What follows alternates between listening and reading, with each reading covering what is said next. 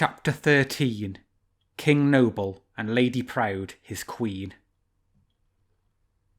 Where was he going, the cunning fox, the dashing, daring, fortunate fox? Was he going to Malpas, or perhaps to Gallerand? He did not know, he was not thinking about it yet. Daybreak was near, his good run before dawn had freshened his blood and awakened his limbs, for they had grown stiff in the coolness of the well. A lark flew up from beneath his feet. At the edge of the forest the blackbird began to whistle. It was summer, high summer. How pleasant life was in this world, into which the fox was born so clever, and the wolf so stupid. He dawdled, playing in the dew, twisting about, lying on his back, rubbing his neck and spine against the molehills and the foam of rich soil that the big earthworms had thrown up. Meanwhile, at Tyrone, the wolf had been more than half immersed in water, and he had howled until he nearly burst a blood vessel. He howled so long and so loudly that in the end even the Carmelite monks heard his cries.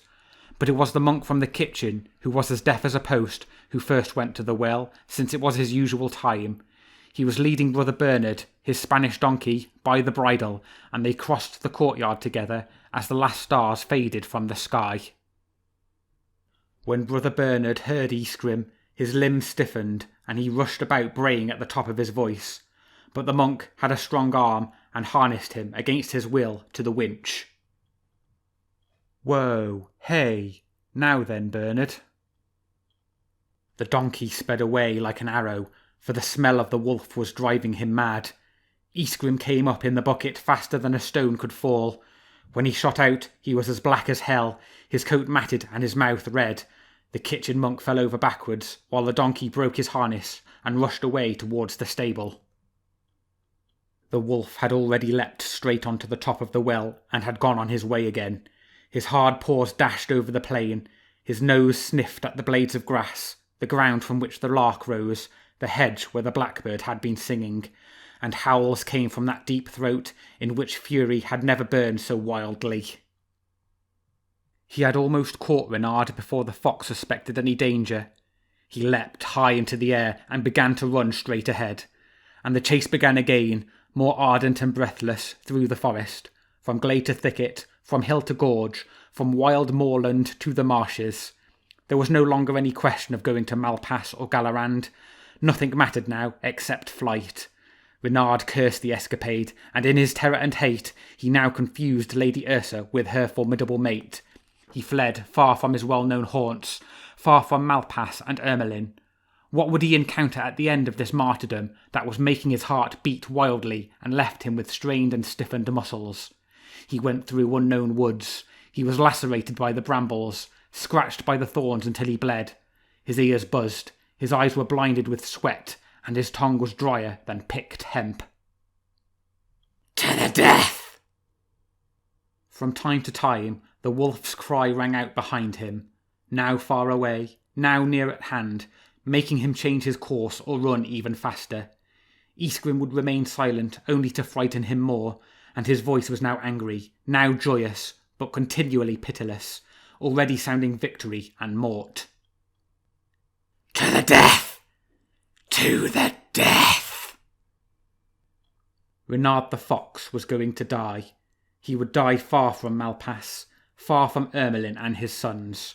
The trees of the forest were now wider apart, majestic oak trees with tall trunks, higher than any he had ever seen. He saw rocky slopes come nearer, closer together in a dark gorge with the sides that were already shutting in on him.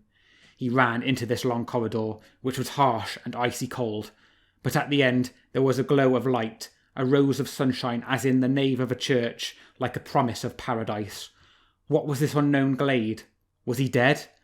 Was this the other side of the world? With a supreme effort he leapt forward and reached the light. He already believed he was saved, for the air was so soft and the leaves so thick, swaying like palms over tall golden bracken. But alas, Ysgrim swooped down on him and laid his paw across his muzzle. It was a heavy paw, and harder than it was heavy to the fox who lay beneath it, for he could make no movement. All his hair stood on end, he bared his white teeth, but this barrier of bones and tendons blocked his mouth and pinioned him to the ground. "You are mine, Reynard," Reynard closed his eyes, expecting only to be trampled on and bitten through the throat and the stomach. But instead of a murderous attack, he felt the paw loosen its grip, and through the woods and the rocky valley echoed a voice he had never heard before, powerful, calm, and majestic. "Silence there, vassals!" Reynard found the courage to half open his eyes. He had never seen King Noble before either, but he knew in advance that it was he. With his grave, pensive frame, framed by a thick brown mane, the wild creature looked at the two enemies, holding them together with the majesty of his eyes. No living creature who had once met the fixed gaze of those large eyes full of sunshine could ever forget them. They could see into your head, and before them you had either to turn away or look down. "Your Majesty," said Reynard. The lion looked at the wolf. "Your Majesty," said the wolf at once. And with a long, graceful, velvet-footed leap, the king alighted 2 yards away from them. "He is mine, your Majesty," said Isgrim. "This stinking dwarf, this wicked redcoat." He stopped and shuddered, and so did Reynard too. A wild round head appeared through the bracken fronds and came forward. The head was slightly smaller than the king's, no mane floated round it, but the eyes were equally magnificent and shone with the same majesty. The lioness came to sit close to her lord. She barely glanced at the two vassals. She sat motionless and dreaming, gazing into the distance, the tip of her tail resting on her paws. "This is Reynard," said Isgrim. "If only the mother who bore him had miscarried in the snow, how many troubles would have been avoided. He has... "I know," said King Noble slowly. "Isgrim and Reynard, I know you both." He has, the wolf continued to stammer.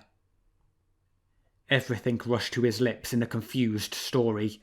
The bear's tail, the cat's tail, the fish pond, the larder, the rams, and the well at Tyrone. Lady Proud yawned and brushed away a fly. But among Isgrim's growls and inarticulate gulps, a few words suddenly stood out, strangely clear and distinct.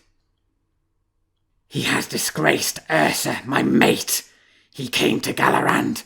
I took them by surprise.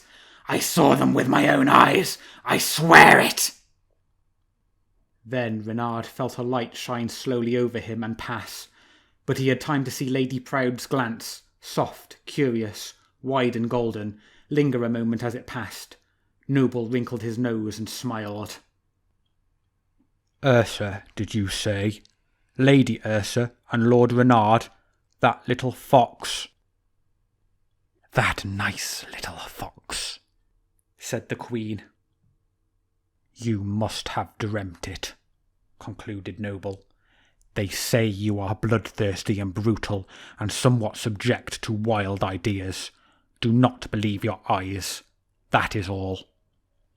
"Your Majesty!" "That's enough! Let there be peace between you.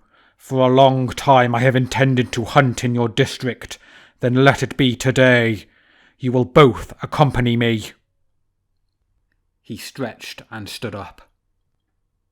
"You, my lady, will remain at Breviand. I shall return tonight."